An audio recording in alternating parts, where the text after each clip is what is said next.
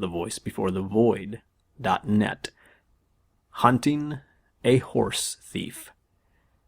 From The Wilderness Hunter by Theodore Roosevelt. Read by The Voice Before the Void.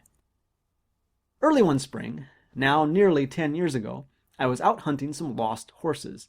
They had strayed from the range 3 months before, and we had in a roundabout way heard that they were ranging near some broken country, where a man named Brophy had a ranch, nearly 50 miles from my own. When I started thither, the weather was warm, but on the second day it grew colder, and a heavy snowstorm came on.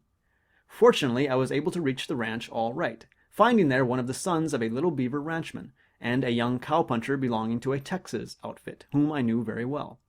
After putting my horse into the corral, and throwing him some hay, I strode into the low hut, made partly of turf and partly of cottonwood logs, and speedily warmed myself before the fire.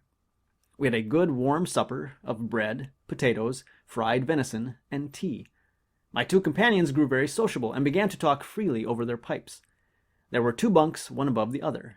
I climbed into the upper, leaving my friends, who occupied the lower, sitting together on a bench, recounting different incidents in the careers of themselves and their cronies during the winter that had just passed. Soon one of them asked the other what had become of a certain horse, a noted cutting pony, which I had myself noticed the preceding fall. The question aroused the other to the memory of a wrong which still rankled, and he began. I alter 1 or 2 of the proper names. "Why, that was the pony that got stole. I had been working him on rough ground when I was out with the 3-bar outfit, and he went tender forward, so I turned him loose by the Lazy Bee Ranch, and when I came back to get him, there wasn't anybody at the ranch, and I couldn't find him.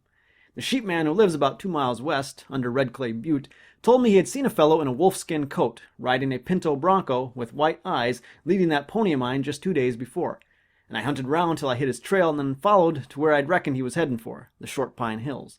When I got there, a rancher told me he had seen the man pass on towards Cedartown, and sure enough, when I struck Cedartown, I found he lived there in a 'dobe house just outside the town. There was a boom on the town, and it looked pretty slick. There were 2 hotels, and I went into the first, and I says, 'Where's the Justice of the Peace?' says I to the bartender. 'There ain't no Justice of the Peace,' says he. 'The Justice of the Peace got shot.' 'Well, where's the constable?' says I. 'Why, it was him that shot the Justice of the Peace,' says he. 'He skipped the country with a bunch of horses.' 'Well, ain't there no officer of the law left in this town?' says I. 'Why, of course,' says he. 'There's a probate judge. He's over tending bar at the Last Chance Hotel.' So I went over to the Last Chance Hotel, and I walked in there. 'Mornin',' says I. 'Mornin',' says he. 'You be the probate judge?' says I. 'That's what I am,' says he. 'What do you want?' says he. 'I want justice,' says I. 'What kind of justice do you want?' says he. 'What's it for?' 'It's for stealing a horse,' says I. 'And by God, you'll get it,' says he. 'Who stole the horse?' says he.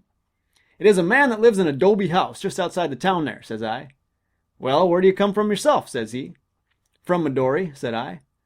With that he lost interest, and settled kind of back, and says he, 'There won't no Cedartown jury hang a Cedartown man for stealing a Midori man's horse,' said he. 'Well, what am I to do about my horse?' says I. 'Do?' says he. 'Well, you know where the man lives, don't you?' says he. 'Then sit up outside his house tonight and shoot him when he comes in,' says he, 'and skip out with the horse.' 'All right,' says I, 'that's what I'll do,' and I walked off. So I went off to his house, and I laid down behind some sagebrushes to wait for him. He was not at home, but I could see his wife moving about inside now and then, and I waited, and it growed darker, and I begun to say to myself, 'Now here you are lying out to shoot this man when he comes home, and it's getting dark, and you don't know him, and if you do shoot the next man that comes into that house, like as not it won't be the fellow you're after at all, but some perfectly innocent man coming there after the other man's wife.' So I up and saddled the bronc and let out for home," concluded the narrator with the air of one justly proud of his own self-abnegating virtue.